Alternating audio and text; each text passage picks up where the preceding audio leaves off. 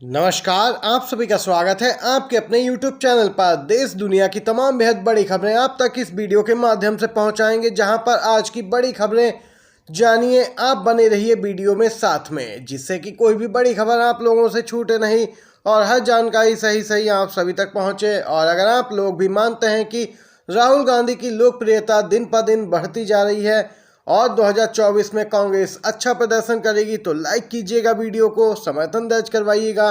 पहली खबर आ रही है, सुप्रीम कोर्ट का इलेक्टोरल बॉन्ड की याचिकाओं पर फैसला सुरक्षित। जी हां दोस्तों, 5 जजों की संविधान पीठ ने राजनीतिक पार्टियों के चंदे की सुनवाई पूरी कर ली है और यहां पर इलेक्शन कमीशन को 2 हफ्ते में डेटा देने का निर्देश दिया है। केंद्र सरकार डेटा देने में आनाकानी कर रही थी, जानकारी साझा नहीं करना चाहती थी और यहां पर अब सुप्रीम कोर्ट ने चुनाव आयोग को निर्देश दिया है कि वह अभी तक जितनी भी पार्टियों को जो भी फंड मिला है उसका डेटा एकत्र करके सुप्रीम कोर्ट को उपलब्ध करवाए। आपको बता दें कि चुनावी बॉन्ड योजना राजनीतिक दलों को गुमनाम फंडिंग की अनुमति देता है, जिस पर सुप्रीम कोर्ट ने सुनवाई की है। सुप्रीम कोर्ट ने चुनाव आयोग को यहां पर निर्देश दिया है कि डेटा प्रस्तुत किया जाए। इसी के साथ सुप्रीम कोर्ट ने उसे 2 हफ्ते का समय दिया है कि एक सीलबंद पैकेट में डेटा दिया जाए, जिससे कि गोपनीयता बनी रहे। सुप्रीम कोर्ट ने यहां पर स्पष्ट किया है कि यह योजना समान अवसर उपलब्ध कराने में नाकाम रही है। इसमें दानकर्ता की पहचान छिपाने का मामला भी अजीबोगरीब है। सरकार को दानकर्ता के बारे में सारी जानकारी है, लेकिन विपक्ष को इसकी कोई जानकारी नहीं होती है। ये बड़ी टिप्पणी भी की है सुप्रीम कोर्ट ने। सीजीआई की अध्यक्षता वाली 5 जजों की पीठ ने फैसला सुरक्षित रख लिया है, सुनवाई पूरी हो गई है। बड़ी अपडेट आ रही है राजस्थान से। राजस्थान के एंटी करप्शन ब्यूरो ने ईडी अधिकारी नवल किशोर मीणा और उसके सहयोगी को गिरफ्तार किया है। इन दोनों ने यहां पर 15 लाख की रिश्वत ली थी, जिसके बाद इन्हें रंगे हाथों पकड़ा गया है। आपको बताते चलें, ये ईडी से जुड़े एक मामले को रफा दफा करने के लिए 17 लाख की घूस मांग रहे थे। वहीं अब इस पूरे मामले पर छत्तीसगढ़ के सीएम भूपेश बघेल की प्रतिक्रिया निकल के आई है। उन्होंने कहा कि जयपुर में ईडी का अफसर 15 लाख की रिश्वत लेते गिरफ्तार हुआ है, इसलिए मैं बार बार कह रहा हूं कि गली गली में घूम रहे इन ईडी अफसरों की गाड़ी की जांच जरूर की जाए। छापों की आड़ में कहीं ये कमल छाप के स्टार प्रचारक बनके तो नहीं घूम रहे हैं। वहीं मुख्यमंत्री भूपेश बघेल ने कहा कि ईडी और सीआरपीएफ के वाहनों की जांच करे चुनाव आयोग। बड़े बड़े बक्सों में पैसे भरकर ला रही है भाजपा, ये बड़ा आरोप लगाया है ईडी और सीआरपीएफ पे। कहा कि केंद्रीय जांच एजेंसियों और केंद्रीय सुरक्षा बलों का लगातार मोदी सरकार दुरुपयोग कर रही है। छत्तीसगढ़ के सीएम का बड़ा बयान दोस्तों। रामलीला मैदान में तीसरी बड़ी रैली का आयोजन। ओपीसी 18% डीए और 8वें वेतन आयोग के गठन को लेकर हुंकार भरेंगे सरकारी कर्मचारी। इस समय की अपडेट निकल के आ रही है। सरकारी कर्मचारी यहां पर पुरानी पेंशन बहाली की मांग को लेकर दिल्ली के रामलीला मैदान में 2 रैलियां कर चुके हैं। अब 3 नवंबर यानी कि आज को तीसरी बड़ी रैली होने जा रही है। इस रैली में 7 सूत्री एजेंडे पर हुंकार भरी जाएगी, जिसमें सबसे पहले नंबर पर एनपीएस की समाप्ति और पुरानी पेंशन की बहाली शामिल है। और इसके बाद केंद्र सरकार में रिक्त पड़े पदों को नियमित भर्ती के जरिए भरना, निजीकरण पर रोक, 8वें वेतन आयोग का गठन और यहाँ पर तमाम मांगे शामिल हैं। इसी के साथ एक और बिग ब्रेकिंग अपडेट आ रही है।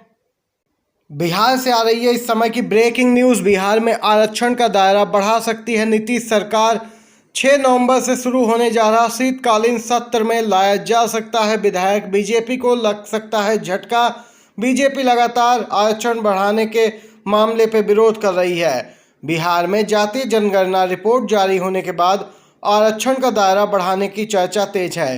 आप सभी को बताते चलें, बताया जा रहा है सरकार ओबीसी और ईबीसी वर्ग के आरक्षण में बढ़ोतरी कर सकती है और यहां पर जातीय गणना की रिपोर्ट भी विधानसभा में पेश की जाएगी। पहली बार होगा कि जब जातिगत सर्वे की रिपोर्ट सदन में पेश होगी और यहां पर अनुमान लगाया जा रहा है कि इससे बीजेपी को बड़ा झटका लग सकता है। 8 विधायक दबाए बैठे हैं गवर्नर। केरल सरकार पहुंची है गवर्नर के खिलाफ सुप्रीम कोर्ट। अब तक 3 राज्यों की पहुंच चुकी है अर्जी। दोस्तों, सुप्रीम कोर्ट में लगातार एक के बाद एक गवर्नर की शिकायत लेकर राज्य सरकारें पहुंच रही हैं। इसी क्रम में नया नाम जुड़ा है केरल राज्य का।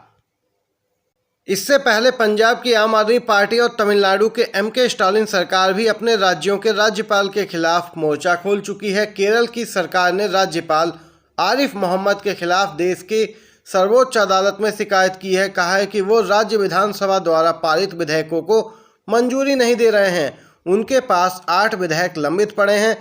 राज्यपाल पर लेट लतीफ़ी का आरोप लगा है। देख सकते हैं केंद्र सरकार राज्यपालों के जरिए यहाँ पर लगातार विपक्षी दलों की सरकारों को अस्थिर करने की कोशिश कर रही है। इसी क्रम में अब सुप्रीम कोर्ट की एंट्री हो चुकी है। बीजेपी के राष्ट्रीय महासचिव कैलाश विजयवर्गीय का रद्द होगा नामांकन। इसके साथ ही बीजेपी की नेता इमरती देवी का भी लगा है नंबर। इमरती देवी की निर्वाचन आयोग से की गई शिकायत, रद्द हो सकता है नामांकन। कांग्रेस पार्टी ने कर दिया है खेल, बीजेपी बुरा फंसी।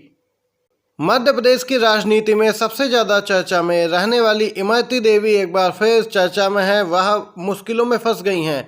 ग्वालियर जिले की डबरा विधानसभा क्षेत्र से बीजेपी ने प्रत्याशी बनाया इनकी शिकायत की गई है कांग्रेस द्वारा। शिकायत में कहा गया कि भाजपा प्रत्याशी इमरती देवी ने अपना आपराधिक रिकॉर्ड छिपाया है। उन पर 7 आपराधिक मुकदमे दर्ज हैं और यहाँ पर उन्होंने जो शपथ पत्र दायर किया है नामांकन के समय, उसमें 6 मुकदमे ही दर्शाए हैं। अब यहाँ पर नामांकन निरस्त कर आपराधिक केस दर्ज करने की मांग की गई है। कांग्रेस पार्टी की ओर से चुनाव आयोग में पहुंचा है मामला। पश्चिम बंगाल की मुख्यमंत्री ममता बनर्जी ने देश भर में विपक्षी नेताओं के खिलाफ केंद्रीय एजेंसियों की धड़ाधड़ कार्रवाई को लेकर अब सवाल खड़े किए हैं। उन्होंने आरोप लगाया कि बीजेपी के नेतृत्व वाली केंद्र सरकार केंद्रीय एजेंसियों का लगातार दुरुपयोग कर रही है। आपको दोस्तों जानकारी के लिए बताते चलें, आम आदमी पार्टी इस समय निशाने पर है और वहीं सीएम ममता बनर्जी ने कहा कि बीजेपी के नेतृत्व वाली केंद्र सरकार 2024 के लोकसभा चुनाव से पहले सभी विपक्षी नेताओं को गिरफ्तार करने की जो साजिश रच रही है। और यहां पर उन्होंने कहा है कि बीजेपी इसीलिए ये सब कुछ कर रही है जिससे कि उसके खिलाफ कोई पार्टी खड़ी ना हो सके। यहाँ पर देख सकते हैं सीएम ममता बनर्जी ने बड़ी बात कही है और कुछ दिन पहले ही राघव चड्ढा ने भी इसी और इशारा किया था। कहा था कि इंडिया गठबंधन के शीर्ष नेताओं की गिरफ्तारी कर सकती है ईडी सीबीआई। एक और अपडेट आ रही है दोस्तों, राहुल गांधी ने एक बार फिर से घेरा है केंद्र की मोदी सरकार को। लगातार राहुल गांधी 5 राज्यों में जा रहे हैं और चुनाव प्रचार उनके लगातार लगे हुए हैं दोस्तों। इसी क्रम में राहुल गांधी ने गोदी मीडिया को इस बार निशाने पर लिया है। राहुल गांधी बोले कि टीवी पर 24 घंटा मोदी जी दिखाई देते हैं, कांग्रेस नहीं, क्योंकि इनके मालिक किसान या मजदूर नहीं हैं, गौतम अडानी जैसे लोग हैं जो कि खास हैं पीएम मोदी के। यहाँ पर राहुल गांधी ने गोदी मीडिया को निशाने पर लिया है और आए दिन राहुल गांधी अडानी को लेकर नए खुलासे कर रहे हैं। इसी क्रम में राहुल गांधी ने गोदी मीडिया के साथ साथ यहाँ पर गौतम अडानी को भी घेरा है। दोस्तों आप भी अपनी राय जरूर बताइए। खबर को लेकर एक और ब्रेकिंग न्यूज़ आ रही है, तेलंगाना से आ रही है इस समय की बिग ब्रेकिंग अपडेट, जहां पर बीजेपी को लगा है बड़ा झटका। बीजेपी ने तेलंगाना विधानसभा चुनाव के लिए 35 उम्मीदवारों की सूची जारी की, जिसमें तेलंगाना बीजेपी अध्यक्ष का नाम शामिल नहीं है, किशन रेड्डी का नाम शामिल नहीं किया गया है दोस्तों। जिसके बाद यहां पर घमासान तेज होने की आशंका है, क्योंकि बीजेपी ने जब मध्य प्रदेश राजस्थान में सूचियां जारी की थी तो भारी विरोध देखने को मिला था। जिन उम्मीदवारों को टिकट यहां पर नहीं मिला था या जिनका टिकट कटा था, उनके समर्थकों ने जमकर हंगामा किया था, जिसके बाद बीजेपी बैकफुट पर आ गई थी और अब यहां पर तेलंगाना प्रदेश अध्यक्ष किशन रेड्डी को टिकट नहीं दिया बीजेपी ने, जिसके बाद अंदेशा है कि इसी प्रकार का घटनाक्रम तेलंगाना में देखने को मिल सकता है। ये अपडेट थी दोस्तों आज की बड़ी खबरें और मुख्य समाचार जो इस वीडियो में आप सभी तक पहुंचाए हैं। वीडियो अगर आपको पसंद आया हो तो लाइक कीजिएगा, शेयर कीजिएगा। आप सभी का धन्यवाद। जय हिंद, जय भारत।